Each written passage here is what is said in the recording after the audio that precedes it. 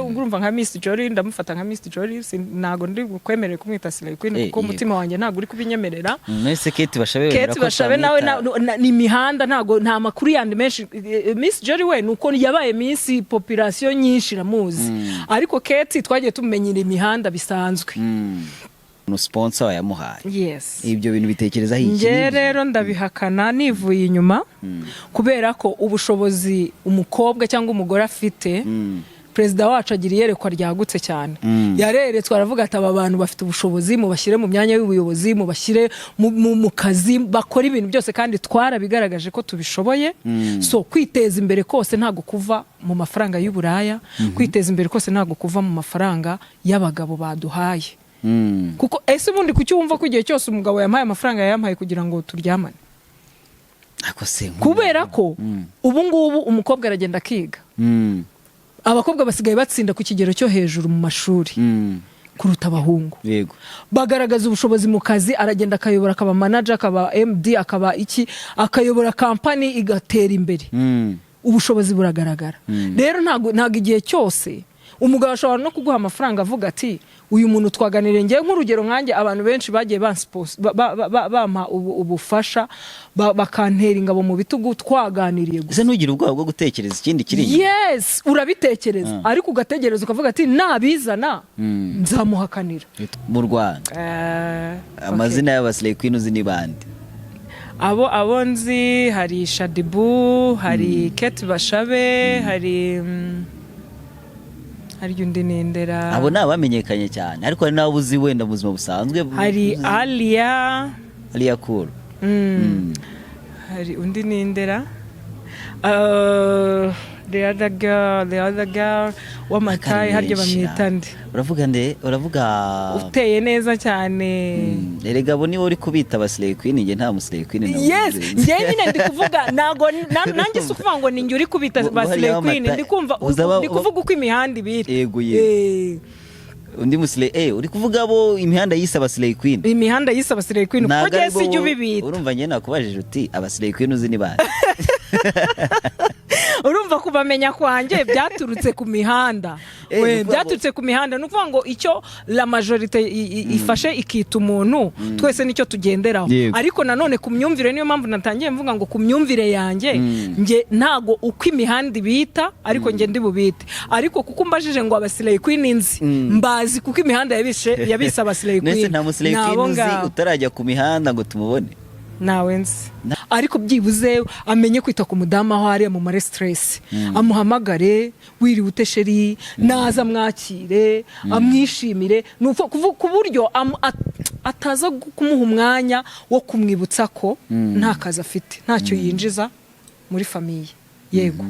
Nge nuko mbitekereza ibintu byose nukuganira, abantu iyo bakundana baraganira bagashyira ibintu bigomba guhinduka. Rero bigomba guhinduka, imyumvire y'abantu igomba guhinduka.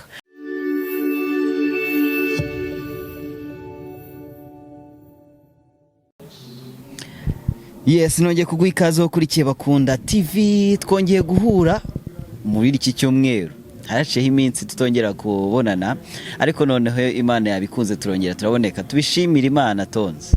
Dushimiye Imana n'ukuri twongeye kuduhuza. Urahumeka umwuka wazima ndabibona, ariko se n'umutima umeze neza? Umeze bon. Nta kibazo. Uraturika urumva umeze ukuntu. Nawe baye bushari se? Ni po. I'm good, I'm fine. Nta makaraza? Ntayo. Hari umushuti wanjye akunda kuvuga iyo umaje ngo umeze ute ngo kugeza ubu nta kiri gupfa. Ngo kugeza ubu nta gipfa, uhita umenya ko ameze neza. Ibintu byose biri ku murongo.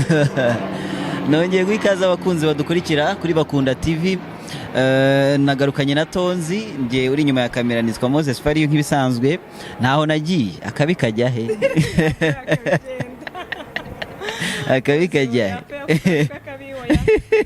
inde ubona ntari kabi? Akabi kajya koko. Ariko rero mbashimire mu by'ukuri, uyu munsi ntago twabashe kubana n'umwe mu bo twakoranaga, ariko twiteretse nidushaka. Umunsi turiteretse twenyine. Dushake kabisa. Andrew ntiyabonetse. Ariko nishimiye ko tugiye kubana uyu munsi. Nshaka no kugupropose agasanga byararangiye. Bitwaye iki? araguporopoza asanga byaragiye rwose. Ese Tonzi nkubaza, iyo wumva Slay Queen uba wumva ari iki iyo umuntu avuze Slay Queen? Slay Queen ndi bubisubize mu buryo bubiri. Reka mvuga ko ndi bubisubize mu buryo buri negative n'uburyo buri positive, kuko uko naba mbizi kose mfite uko ngewe ndambyumva, then noneho ndi bunagusubize mu buryo bw'uko n'abandi njya numva babyumva. Yes, nkanjye ngiye kubanza nsubize nkanjye uko numva Slay Queen. Slay Queen numva ari umukobwa cyangwa se umufiyemere, ni igitsina gore yego cyiteje imbere, cyafashe intego yo kwiteza imbere. Uvuga ngo iyo umuntu avuze Slay Queen umva ko ari igitsina gore cyiteje imbere, cyafashe gahunda yo kugira ngo cyiteze imbere. Kuri njye niko mbyumva, kuko akenshi abo nagiye mbona ku ma social media abo bita ba Slay Queen ni abadamu bagiye bihagarara bakavuga ati noneho nshobora kwibeshaho nta mugabo uhari, nubwo umugabo yaba ahari ariko nyine izo mbaraga z'umugabo atari zo ziri bugaragare. Yes, ni ukuvuga ngo umugabo ashobora kuba ahari ariko ari inyuma ya kamera, ariko wa mugore bikagaragara ko yibeshejeho ku giti cye, nta muntu umukontorora, nta muntu umubaza ngo bimeze bite, agafata gahunda yo kwiteza imbere mu buryo bumwe cyangwa ubundi. Nuko njye Slay Queen nyumva. Noneho kuri ya kote yindi nakwita ngo iri negatifu y'abandi bari hanze, bafata Slay Queen nk'umuntu w'igitsina gore n'ubundi, ariko babafata nk'indaya. Bamwe bumva ko ari abantu bigurisha, ngo ni indaya zo ku rwego rwo hejuru, indaya za VIP zakuyeho yego. Niko nyine abo hanze navuze uko njya numva abandi bo hanze babafata, nuko babafata ni ku rwego ruri negatifu. Njye nuko nabivuga. Ni ba Slay Queen banduze mu Rwanda, amazina y'aba Slay Queen uzi ni bande? Abo nzi hari Shadibu, hari Kate Bashabe, hari undi nindera. Abo ni abamenyekanye cyane, ariko hari n'abo uzi wenda mu buzima busanzwe. Hari Alia Cool. Hari undi nindera, the other girl w'amatayi harya bamwita nde? Uravuga uteye neza cyane. Erega abo niwe uri kubita ba Slay Queen, njye nta mu Slay Queen. Yes, njye nyine ndi kuvuga, nago nanjye si ukuvuga ngo ninjye uri kubita ba Slay Queen, ndi kuvuga uko imihanda ibiri. Yego undi musile uri kuvuga abo imihanda yise aba Slay Queen. Imihanda yise aba Slay Queen kuko gese ijyo bibita. Urumva njye nakubajije uti aba Slay Queen uzi ni bande? Urumva kubamenya kwanjye byaturutse ku mihanda. Byaturutse ku mihanda, nukuvuga ngo icyo la majorité ifashe ikita umuntu twese nicyo tugenderaho. Ariko nanone ku myumvire, niyo mpamvu natangiye mvuga ngo ku myumvire yanjye nge ntago uko imihanda bita ariko nge ndi bubite. Ariko kuko mbajije ngo aba Slay Queen nzi mbazi kuko imihanda yabise aba Slay Queen. Nese nta Slay Queen uzi utarajya ku mihanda ngo tumubone? Nawe nzi. Nawe nzi nabukeka mu bashuti bawe cyangwa nawe pe. Ubu ngese mwise umusile Queen wabyemera? Uriwe ushaka kuba wenda nawe ariko nzi. I'm not. Simbizi biterwa nawe nuko umusile Queen umwita. Wenda ushaka kubundeba nawe ukabona ndi we bitewe n'imyumvire yawe. Yes. Kuko wavuze icyo ni icyambere kandi ntago witeje inyuma, ntago nisubije inyuma. Yes. Aho ngaho biraza gutuma nanjye nkushyiriraho ikintu bitewe n'amazina. Hari amazina abiri akunda gukoreshwa kuri icyo kintu bitewe n'uburyo nabisobanuyemo. Hari abantu bafata bakita aba Slay Queen, hari n'abandi abo bantu abandi bisa aba Slay Queen babafata bakabita aba Boss Ladies. Yes. Aho rero ubwo njye nawe turaza gushyiraho itandukaniro rya nanjye ndakubaza itandukaniro ry'umuntu bita Slay Queen n'uwo bita Boss Lady. Numva boss na Slay biratandukanye. Ku giti cyanjye mvuze Boss Lady mba ari umuntu ufite ariko kwanza uribuka ka karimbo wajya gukunda ka Miss Independent sukazira urakihakanye imbere ya kamera. Kanyibutse numve indirimbo nyinshi ngemba nzizi. Wasanga wananyumvisha nkaririmba simbizi, kanyibutse numve na undi. Yego Petero we ubwo ugeze ibitse gatatu isugiye kane ubwo ntabwo uri Petero ntabwo mwihakanye Mose ntabwo nakwihakana uri inshuti yanjye magara ntabwo nakwihakana urabizi ako karimo naka uriya waje mu Rwanda umustar waje niyo Isindipende ntabwo muzi naba nkubeshye pe noneho mbonye bagacuranza ariko nuko wasanga cyangwa ari ijwi ryawe ari melody yawe itari kuza neza ikibazo ndirimba nabi none se ibikona byubahwe oh yeah, I like your voice, you know that. Yeah, I know. Ugatayemo bankumvishe n'abantu bakumvishe. I like your voice. I like your voice. Impamvu mbivuze gutyo nta mukiri ubyina nabi ariko noneho se ngo umuntu uririmba nawe wameze nta mukiri unaririmba nabi nta munyamakuru uririmba nabi umunyamafaranga aha nimba nta mukiri ubyina nabi nta munyamakuru uririmba nabi nta n'umunyamakuru uvuga nabi ni ukuri voice wagira ngo ama voice yanyu Imana irabanza ikagenda ikagira gute nzitereke kuri kamera bambona wazambabariye one day ayo madrede yawe ni ubwo bukaka ubwo bubogari bw'abantu barabukeneye ndakijijwe amen hari ukuntu ibintu mvugira utamena ubusaga cyane niko gatuma utaza kuri kamera urumva hari ukuntu abawanga ko abakobwa batambutsa yarambujije mama pasteur urabanga ko abakobwa batambutsa iyerekwa ryabo nyabona umva nkubwire Moses utazagiye gutyo ukagusha abantu abakristo bacu rwose kajya imbere ya kamera yewe arangushije kubera ijwi nishaka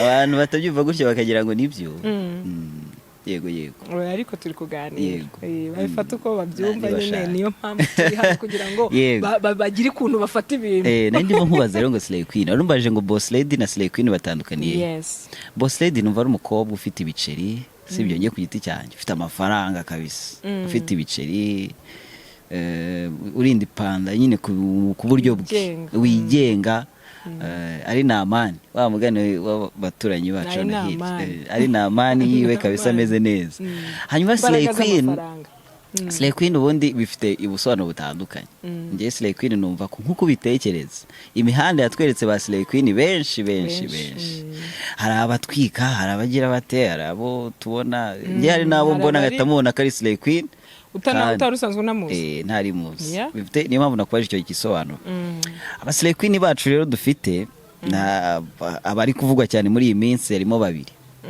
Miss Jolie hakabamo na Kate Basha yego ese bose urabazi ndabazi ujye ubumva cyangwa ujye ubabona narinzi ko ngiye Jolie ari Slay Queen ndatunguwe ngiye nukuvuga ngo ngiye mufata nk'umumisi wacu ni miss ubwo rero kuba baramushyize muri iyo categories y'aba Slay Queen ntago nge nabihaga agaciro nwemeranya natwe tumwita Slay I don't nanjye niko mbibona ku mihanda ku mihanda byinshi ni ku mihanda ese kuba Slay Queen bihuriye no kwishyira hanze mbese wamfasha kuvuga ikinyarwanda kizima ikibazo uri kubaza ndi kucyumva ariko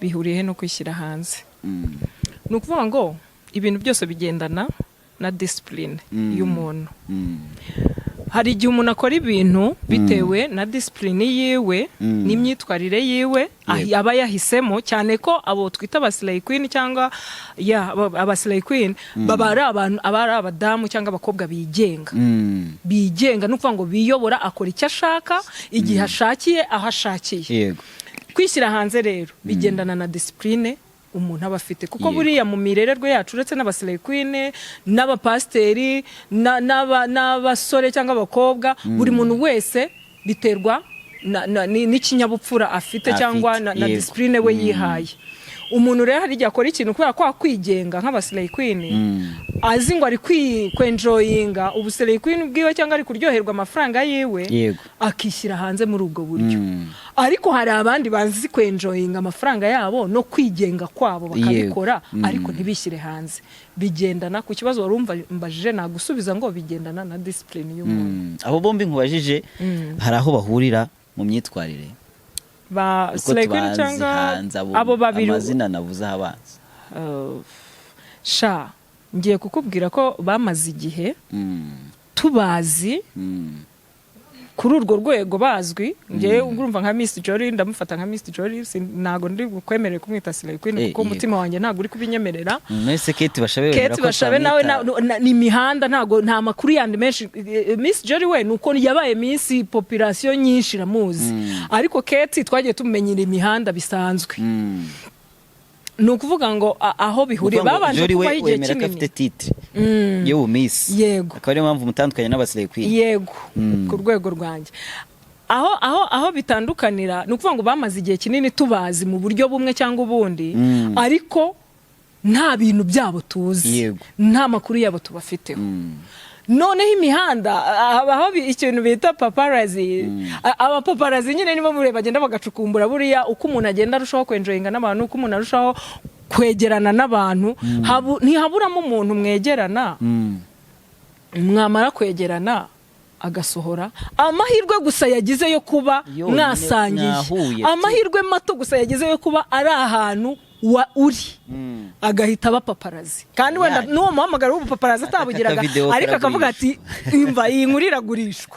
Urumva amakuru cyambere n'amakuru nuko nguko rero bo ntago bari abantu bundi bishyira hanze cyangwa ibintu byabo ngo bijye hanze easily, ariko hamwe nuko nyine bagenda bamara iminsi myinshi barushaho gufungurira abantu, niko nge nabivuga.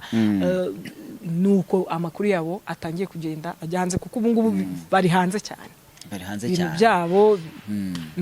None se umukobwa witeje imbere ku cy'abantu benshi bakunze kumwita indaya, bihurira he n'umuco nyarwanda cyangwa se n'ubuzima tubayeho bwa buri munsi? Ugasanga umuntu ewana yarakoze afite amafaranga pe, ariko avuga ati buriya ari amafaranga, nubwo yaba afite kampani, nubwo yaba akora muri kampani afite akazi keza, ntago batinda kuvuga ko afite umuntu umuha amafaranga. Yego, nuvuga ngo mu muco nyarwanda tuzi ko nyine twakuze tuzi ko umugore igihe cyose imbaraga ze zose zishingiye ku mugabo. Yego ku buryo hari ibintu tutakoraga, hari imirimo tutakoraga, hari akazi tutakoraga. Rero aho ubu ngubu isi igeze, umugore ashobora gukora akiteza imbere, akizigama akiteza imbere, ashobora kuba afite kampani nayo, ashobora kwiga, first of all akiga akagira ubwo bushobozi. Impamvu perezida wacu ndamushimira cyane kuba yaraduhaye imyanya, ni ukuvuga ngo byaje kugeraho mu mashuri biza kugaragara ko abakobwa batsinda cyane no kurusha abahungu. Ubwo bushobozi bwabo perezida arabufungura, tugera mu tuzi, umuntu akajya mu kazi akaba yaba umuyobozi w'abandi, ukabuyobora abagabo, uyobora n'abagore, uyobora abantu bose, bakabona urabishoboye. Izo mbaraga niho zagiye ziva. Ariko abantu bamwe bafite iyo myumvire y'uko sponsor wayamuhaye. Yes. Ibyo bintu bitekereza iki? Nge rero ndabihakana nivuye inyuma, kubera ko ubushobozi umukobwa cyangwa umugore afite, perezida wacu agira iyerekwa ryagutse cyane. Yareretswe aravuga ati aba bantu bafite ubushobozi, mubashyire mu myanya y'ubuyobozi, mubashyire mu kazi, bakora ibintu byose, kandi twarabigaragaje ko tubishoboye. So kwiteza imbere kose ntago kuva mu mafaranga y'uburaya, kwiteza imbere kose ntago kuva mu mafaranga y'abagabo baduhaye. Kuko ese ubundi kuki wumva ko igihe cyose umugabo yampaye amafaranga yampaye kugira ngo turyamane? Kubera ko ubu ngubu umukobwa aragenda akiga, abakobwa basigaye batsinda ku kigero cyo hejuru mu mashuri kuruta abahungu. Bagaragaza ubushobozi mu kazi, aragenda akayobora, akaba manager, akaba MD, akaba iki, akayobora kampani igatera imbere.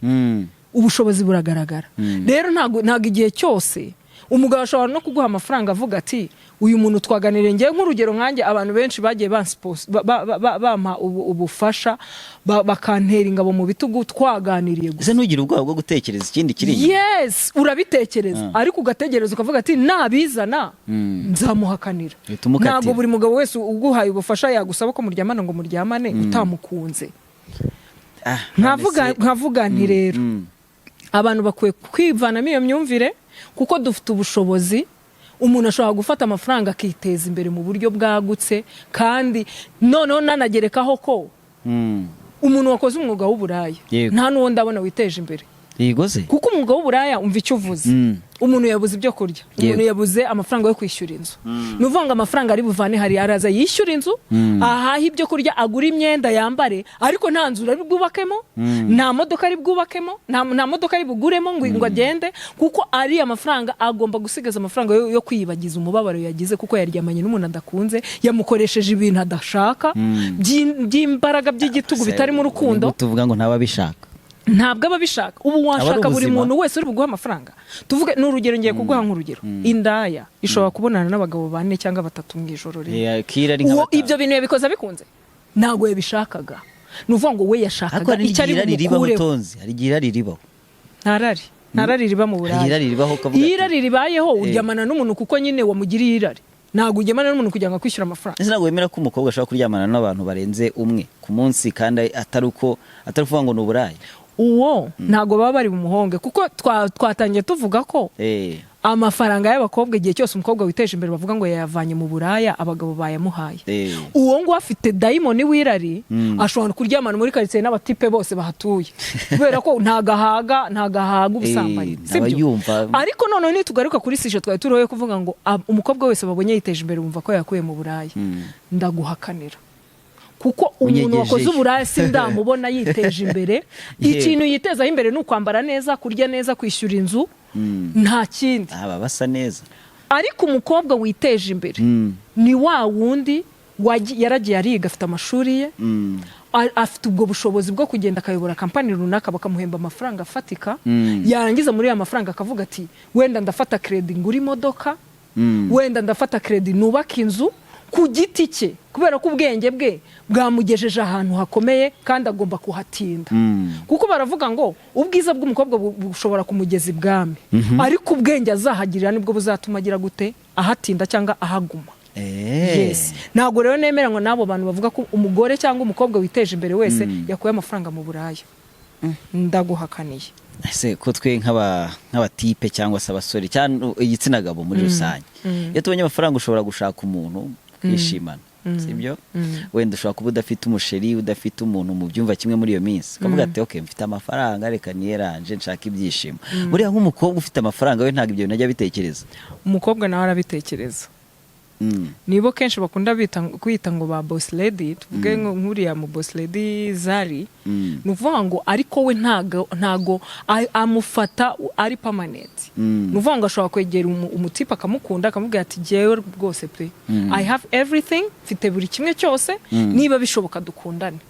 Umuhungu yabyemera bagakundana, akajya akamugurira imodoka, akamugurira imyenda, akamufasha buri kimwe cyose, kuko already uwo mukobwa yamaze kwiteza imbere, akeneye noneho umuntu babana muri rya terambere rye.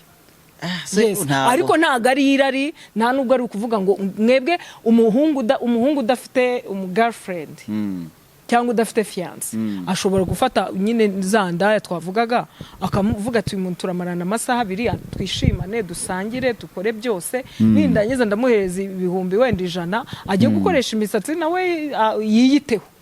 Ushatse wemeranya ko uriya nimba afasha umuntu se umwe, ushobora gufata umuntu umwe uri umukobwa ukamugumana ari umuntu umwe. Nicyo ngiye ko ndi kumva uri kubitandukanya, uri kuvuga ko umusore ashobora gufata umuntu utari umwe. Yes. Kubera ko nta girlfriend ufite, uyu munsi iki cyumweru ushobora kubona amafaranga ugafata umwe akakurangiriza ikibazo.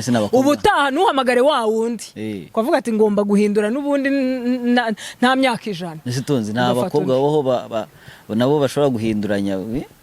Abakobwa barahari bahinduranya, ariko ni ya daimoni nakubwiye. Nuvuga ngo abafite daimoni w'irari ku buryo ashaka kuryamana n'abatipe barenze 5 muri quartier imwe. Bitandukanye na boss lady, bitandukanye na slay queen uko watangiye uvuga. Kuko umuntu niba yiteje imbere, first of all banza umenye ngo source yari amafaranga ye. Wimujudginga ngo uhite wumva ko amafaranga yakuye mu bagabo, yakuye mu buraya. Kwanza kuyakura mu bagabo ni ibintu bibiri bitandukanye. Abagabo bashobora kuguhereza support kwa ko babona uri smart. Amafaranga niba yaguhuri buyabyaza umusaruro nawe ukabaho, sibyo? Ariko atari uburaya bugamije. Ahantu wagamije nahumvishe uvuze ko twe umugabo rero waguhaye amafaranga kubera uburaya, ntago uburaya bwaguteza imbere. Arashira yo ngayo urayarya agashira, ntiwaguramo imodoka, ntiwaguramo inzu, ntago bibaho. point wa mugani wa Kanyoni. Yes, rwose ngewe nuko mbyumva, ni nako mbizi kuko ubushakashatsi nakoze nta muntu witeje imbere mu Burayi mu mafaranga avuye mu Burayi.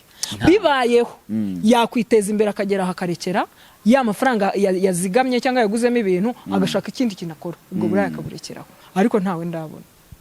Wagira inama yihe abanyarwanda kazi bari kubadukurikiye kandi bafite uburyo nabo bafatwa muri iyo societe? Hari umukobwa nzi ngewe afite uburyo yifite mu buryo buhagije kabisa, ariko abatipe benshi niyo muganiriye ukabaza bimeze bite, nugerageje kumuganiriza ntawe utekereza ko bashobora kubana kubera ko abenshi abarusha ubushobozi. Barabatinya kuko umukobwa ufite ubushobozi baramutinya. Umukobwa ufite ubushobozi nk'uwo bamugiriye inama yijajara yagiye kuri tumubone niho ubusire kwini buturuka cyangwa niho bosi nyine wowe urabyumva gute bamugiriye inama? Reka nkubwire Moze, umukobwa ufite amafaranga nk'uko wabivuze atavuye mu Burayi aba ari smart, afite no kwa approaching umutipe yakunze, akamubwira ati je nagukunze, umutipe yabyanga akamureka, nkuko namwe mutereta uguteye indobo ukamureka ukazashaka undi. Koko kweri abatwumva baraza kudusubiza. Umukobwa yagendaga propose umutipe ati I love you. Dufite uburyo tubikoramo kuko turi abanyarwandakazi kandi dukwiye no gukurikiza umuco, ariko kubera ko haba hari icyo kintu cy'uko abahungu bamutinya, ntago nanone yagumirwa ngo nuko afite ubutunzi. Yego. Yes, ntago yagumirwa ngo nuko afite ubutunzi. Hari n'igihe noneho ategereza akazabona uwe wamukunze nawe bari ku rwego rumwe. Hari n'amatipe rega bihagararaho bazi kwihagarara akavuga ati genda mukunda nubwo ndusha ubushobozi bwose, I have to do this, ndamwaproachinga muterete. Yes, kandi iyo umutipe umwe kwijana wakoze icyo kintu umukobwa aramwemera, aravuga ati wow uziko uri umuntu w'umugabo kabisa. Kuko urumva batinyutse icyo abandi bantu bagize gute akoto mu muryango rwose. Uyu mudamu arusha umugabo amafaranga kenshi birapfa. Ingero nyinshi zirahari mu muryango nyarwanda, imyumvire, ariko byose biterwa n'imyumvire gusa. Biterwa n'imyumvire kuko nonse niba ubungubu imyumvire yarahindutse ko abakobwa batagiraga ibintu bakora, batagiraga ubutunzi, uyu munsi bakaba bari mu mirimo babikora, twarabagaragaje ko dufite ubwo bushobozi. Ato uzi kubona akazufite ukabyukura eshyire umugabo none amba umugore. Okay, reka mbo umugabo w'umugore tangiye ko reka ubwanwa urumva. Anyways urumva naburi hari ukuntu umuntu abyuka nkabyuka nta kazi ufite. Reba ngenda gafite ndabyutse ndagiye icyumweru cya mbere cya kabiri cya gatatu ubyukiye mu buriri usanze yewe ntushobora no guteka. Abagabo benshi n'abazi no guteka benshi, usanga nta n'umukozi uhari mu rugo, usanga nta n'undi muntu wagufasha. Ugataha umugore akaza akabona nta kintu wakoze. Nawe urabizi yo kwirirwa uyu muntu yiriwe mu rugo mubana uko yaba ameze kose, ugasanga nta karimo na kamwe yakoze ko mu rugo, kandi umugabo ugategereje akazi nta kafite. Urahembwa ukwezi kwa mbere wishyuye inzu, wikoze ibiki kubikodeshereza, icyo kintu uracyumva mu mezi 5, ubwo bizaba bimeze bite mu rugo?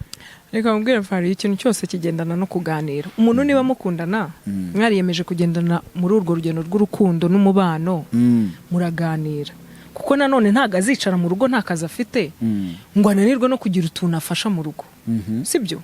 Ni muzima, afite ingingo nzima zikora. Mu gihe agitegereje igisubizo cyiza cy'akazi, agomba byibuze kugaragaza. Akenshi igihe aho nabibonye bikunda, bisaba ko uwo mugabo agomba kuba ari romantic, naho atakora imirimo yo mu rugo kuko abakozi baba bahari yo amafaranga ahari, ariko byibuze amenye kwita ku mudamu aho ari, mu mare stress, amuhamagare wiriwe utesheri, naza mwakire, amwishimire, ku buryo ataza kumuha umwanya wo kumwibutsa ko nta kazi afite, ntacyo yinjiza muri famiye. Yego, nge nuko mbitekereza. Ibintu byose nukuganira, abantu iyo bakundana baraganira bagashyira ibintu bigomba guhinduka. Rero bigomba guhinduka, imyumvire y'abantu igomba guhinduka. Bigomba guhinduka. Mwakoze rero bakurikiye Bakunda TV, naha dusubikiye ikiganiro cyacu cy'uyu munsi. Ufite igitekerezo cyangwa inyunganizi watwandikira muri comment. Tonzi ndajya mbona comment zawe nyinshi cyane, nzibona kabisa. Ugira uruhare runini kubana natwe kuri channel ya Bakunda TV. Nimero ya telefone ibiriho bashobora kuduhaho igitekerezo, cyangwa hari ufite ubuhamya cyangwa icyo ashaka kutwunganira, nimero ya telefone iriho rwose.